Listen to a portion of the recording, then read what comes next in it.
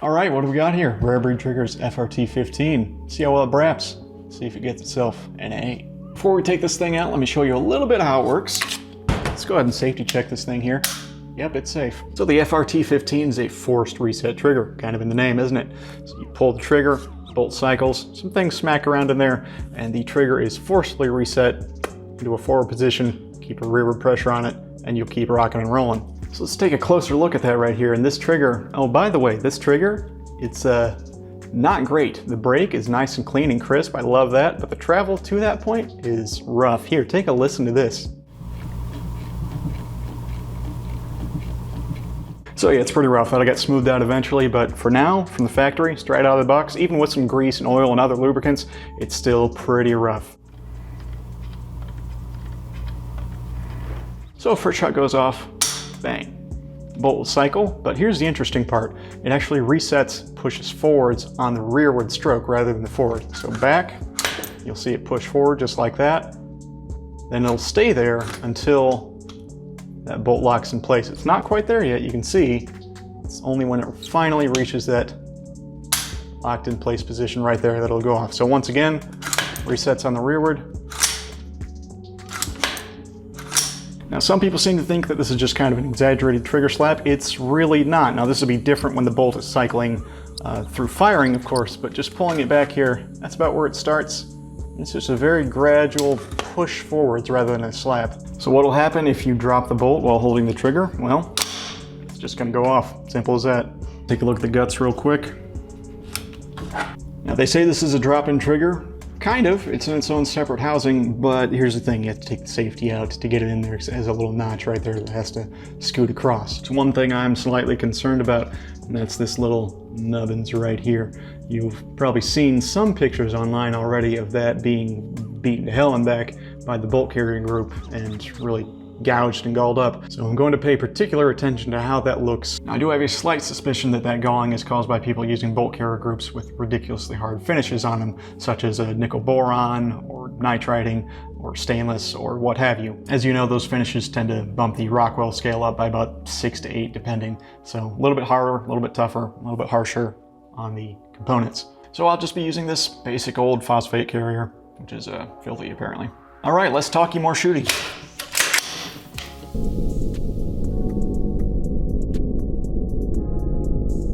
Out here in the field, we're gonna see how this thing does. Let's go ahead and safety check this real quick. No, not safe. Now, interestingly enough, I've got a live round in the chamber right now, but this trigger is dead. So that's not a great sign.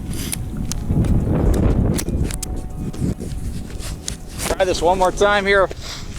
Maybe you have to have it shouldered. I don't know. Let's find out. Dead trigger again. This is not giving me much hope here.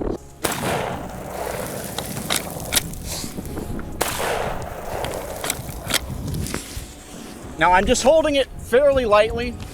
See if different pressure changes that at all. I'm gonna go really hard on it now. I don't know if you caught that. By holding it back, I actually held the bolt open. Let me do it again. You see that? Having too much pressure on the trigger prevents it from physically going forward. That's interesting. So I guess I'll hold it really light now. And the trigger's dead.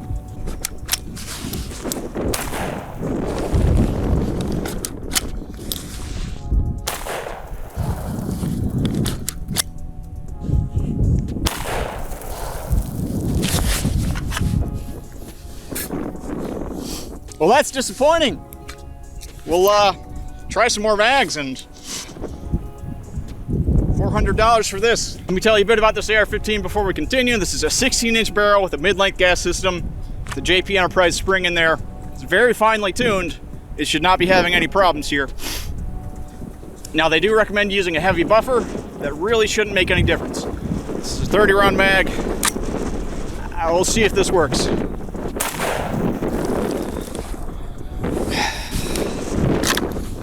Live round, there it goes. Okay, so that was something, but nope, trigger's dead again. Dead again. Now, I'm holding the trigger back with a substantial amount of, well, not really substantial amount of force. A relative amount of force. Like, I'm not really cinching on it, but I am holding it. As you can see, that bolt is being held open. I'm going to release the trigger.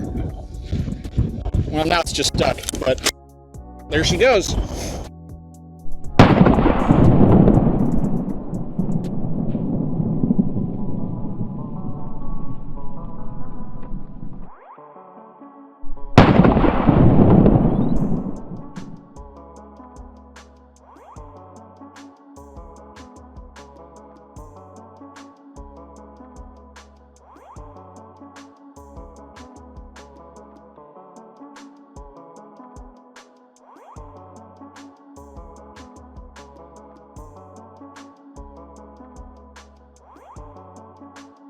Now it's a cold day out. Maybe it's got a little bit of shrinkage. Maybe it's not, you know, feeling it today.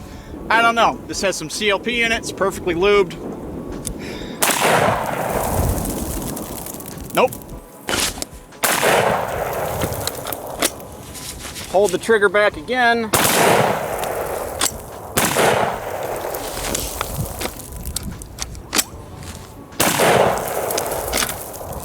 Well, if nothing else, I'll show you one thing here. I'm going to hold the trigger back and then release the bolt.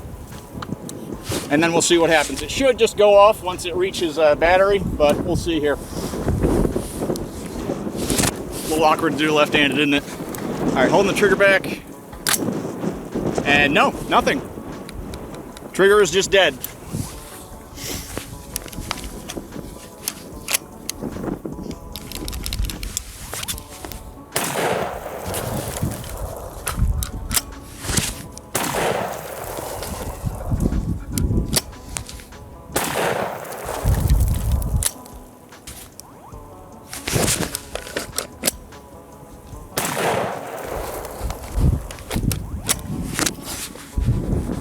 Well, I'm thoroughly disappointed.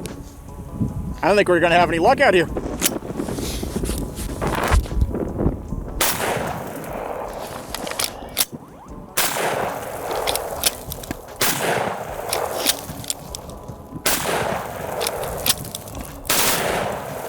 That was 3, and the bolts got locked open. Okay, so it's starting to work. Maybe it needs a quote-unquote break-in period. I'm just going to dump some ammo, see what happens.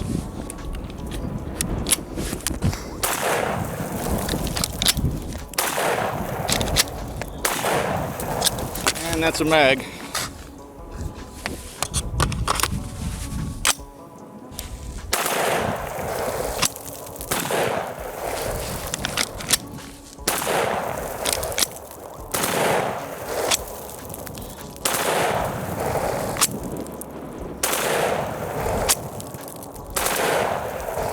Okay, it's starting to work a little bit. Noticing that it's just getting hung up on that trigger, this bolt is. So maybe I need a heavier spring or, God, I don't know.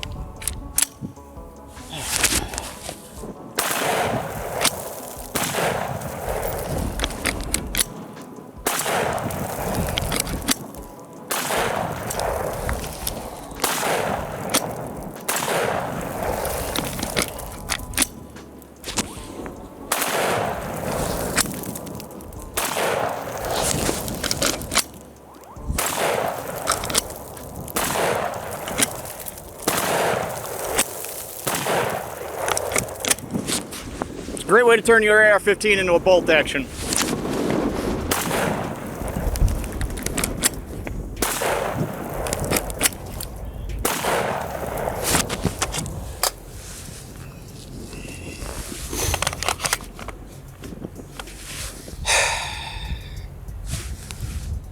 Well, let's keep going, I guess.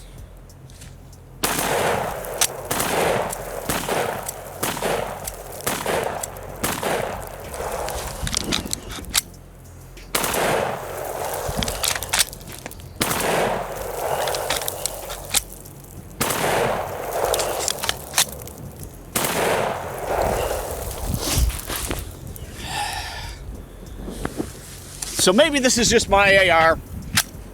as I said before, this is a very well-tuned AR. So apparently that camera died. Whoops, not like you missed anything important here.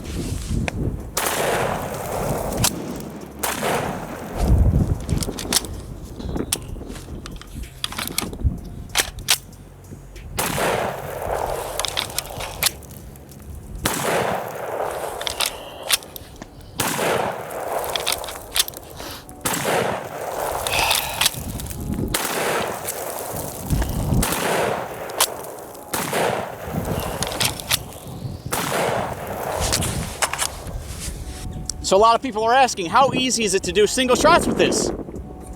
Real easy. So I did bring another AR-15 out to try it against, but let me swap this buffer out, see if that changes anything. As mentioned, I was using the captured JP Enterprise spring. I don't think this will make any difference because it seems like it's just not tripping something internally, but yeah, we'll see. All right, 50th time's the charm here.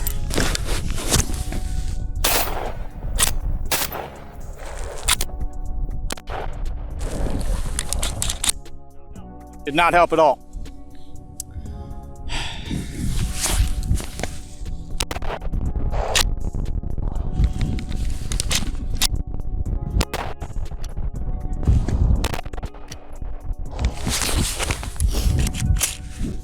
This is actually the first day that I've taken this Magpul D60 out. I was so excited to try it. Not anymore.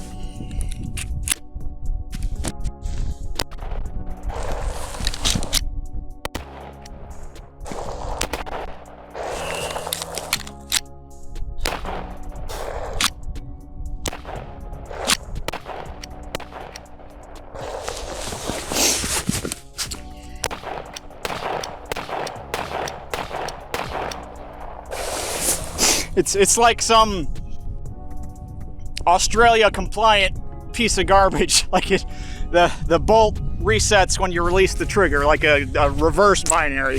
This is ridiculous.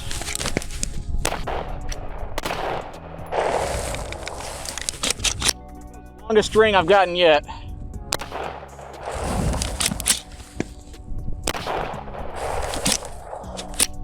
It's really light now, which is not doing me any favors. Tried about a medium. No.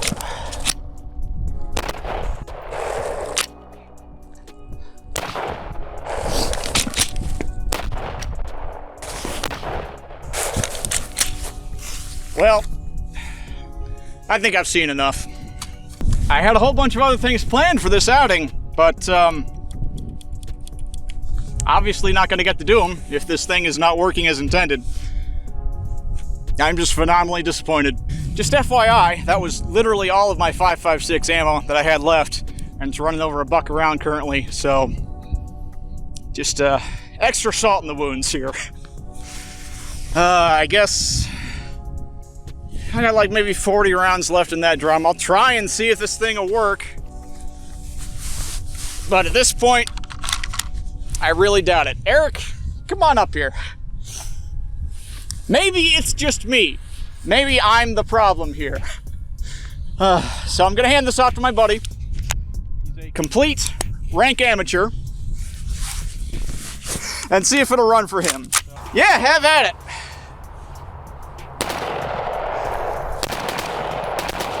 Excuse me, what? Okay, well, you got more than I ever got. How the hell did you do that? And that's it. That's all the ammo I had. A piece of junk. Since Mr. Expert here managed to get it to run a little bit, we're gonna see if he can do all 4 of these in one go. See what happens. Have at it.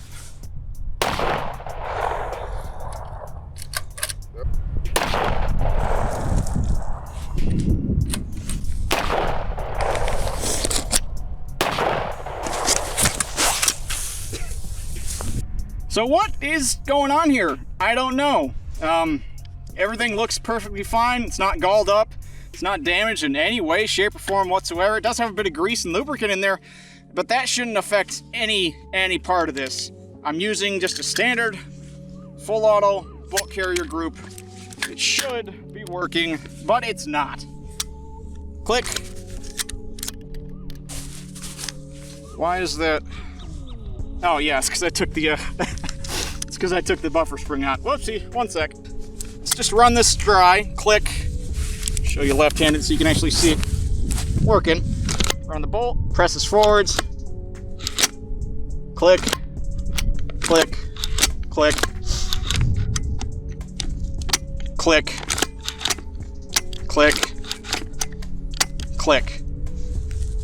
I have no idea what's going on with this. There's no reason it shouldn't be working. I don't know. I got no idea.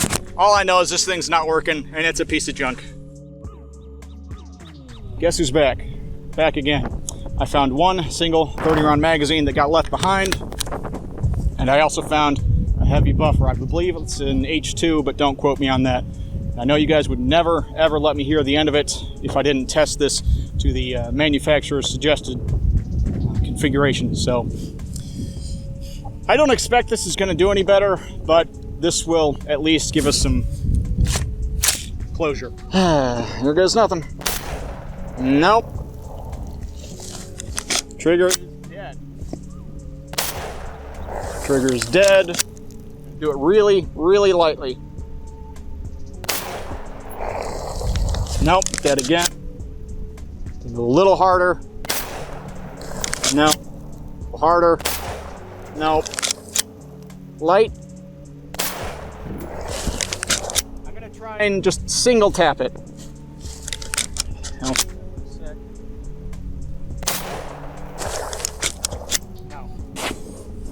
So, heavy buffer or not, this is just no good.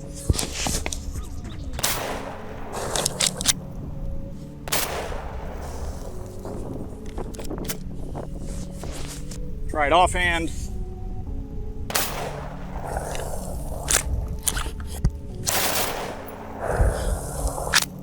Kinda, sorta. Okay. It's real hit and miss, but more miss, and that's what's important here. Okay, so I've got 10-ish rounds left. What I'm gonna do is I'm gonna lock the bolts, open, and hold the trigger down, and just hit that bolt release. We'll see what happens. Probably nothing. Nope, nothing. Trigger's dead. There goes a lot around. Nope. Nope. Nope.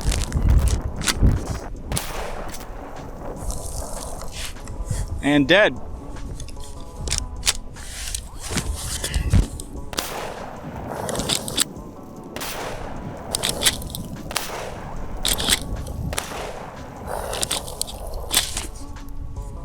Mr. Hotshot, you're up.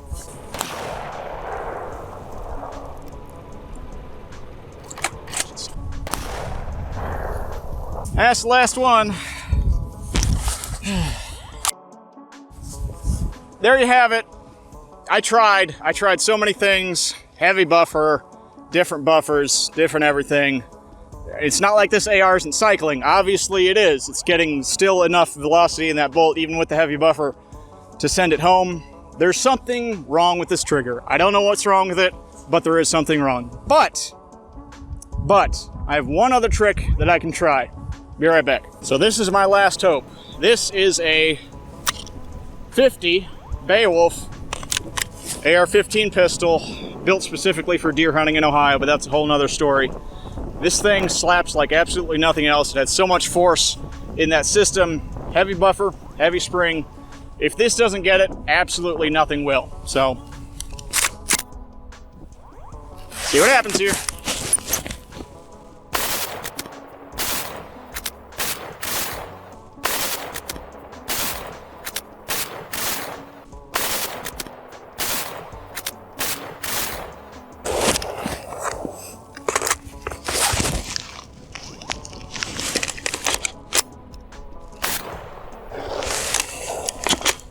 Okay, so that was a little bit better.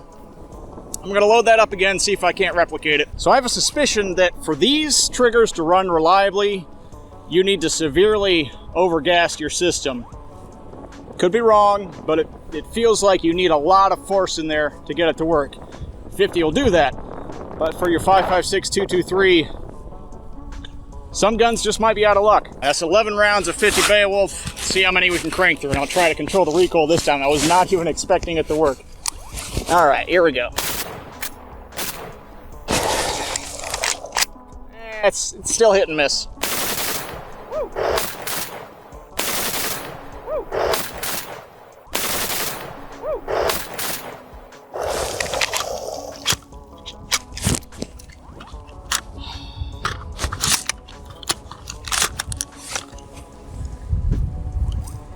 Thinking that hypothesis is correct. You need a lot of force in that system to get it to work. Not every gun's a 50 though. It's kind of funny. I think I paid about $1 per round for this 50 Beowulf, which is pretty much identical to 5.56 right now. Yes, I know I'm getting slapped around by the recoil of this thing. It's a 50. You're gonna get that. Nope.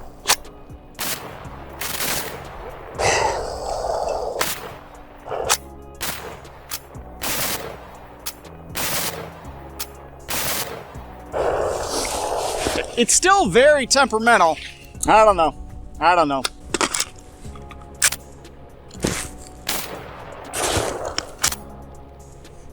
50's a lot of fun though. So, what do I think about the FRT-15? Well, let me preface this. This is the only one I have. It's the only one I've played with. Sample size of 1. But that one sample size has been absolute, complete, and utter garbage that I wouldn't recommend to anyone ever for any reason. It's unreliable, it's finicky, it's temperamental. Sometimes it works, sometimes it doesn't. That's really not something you want to have in your gun. And honestly, if it worked more often than it didn't, that would be fine. For a fun little range toy, sure, why not? But it doesn't. It doesn't work more often than it does. And that's unacceptable. Now I know for a fact that there are some out there that work just fine. I've seen it, you've seen them, you look it up right now, I guarantee you'll find plenty of them that run like a top. But this ain't it, Chief.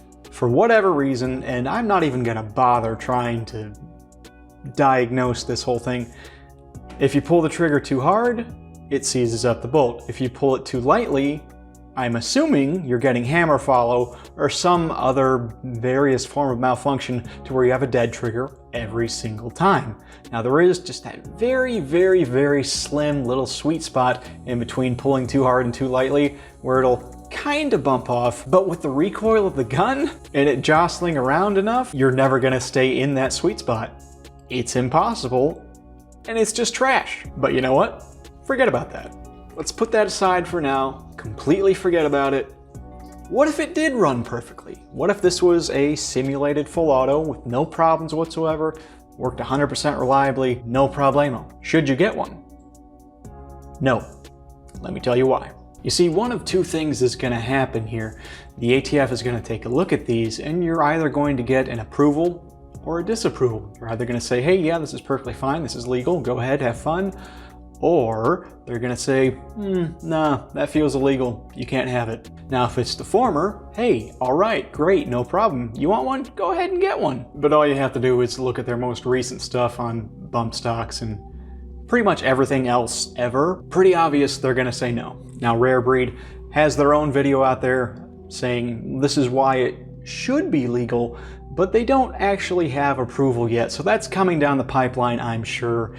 And this is not gonna make it, if I had to guess. Now you might be thinking, ooh, I'll just get one now, so then when they're banned, I'll have mine. I don't think you really understand here. At that point, that's going to be the exact same, legally speaking, as just drilling a no-no hole, bending a coat hanger, or having a good day, whatever. That is to say, a 10-year felony, God knows how much in fines, and a complete forfeiture of your rights. And then you're stuck with a garbage trigger that sometimes works and sometimes doesn't. What I'm saying is, if you're going to be breaking the law, if you're going to be doing this illegally, if you're going to be making an illegal machine gun, there are better ways to go about it than this thing. Not that I would ever endorse anything like that, but It just seems like a complete waste. So what you should be doing is waiting for that determination, because you know it's coming. We all know it's coming. I would give it maybe a few more weeks at absolute most. If they say, yeah, it's fine for now, then sure, get one. But so long as it's undetermined, I wouldn't bother. You're just playing with fire at that point,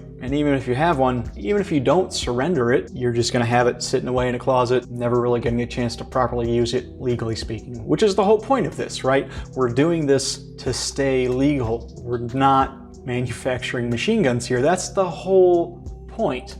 So if they take that away, why even have this? So the rare breed forced reset trigger, nah.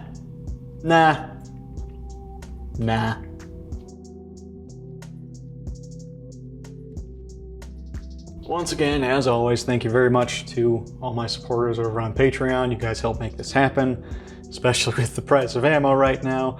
I blew through about 200 rounds and they're about $1 a piece. So yeah, you're helping out more than you might think.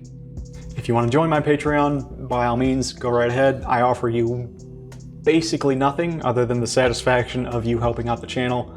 And if you're fine with that, cool. If not, hey, no problem. I've also got a Discord up now. Links will be in the description. Come hang out, or don't.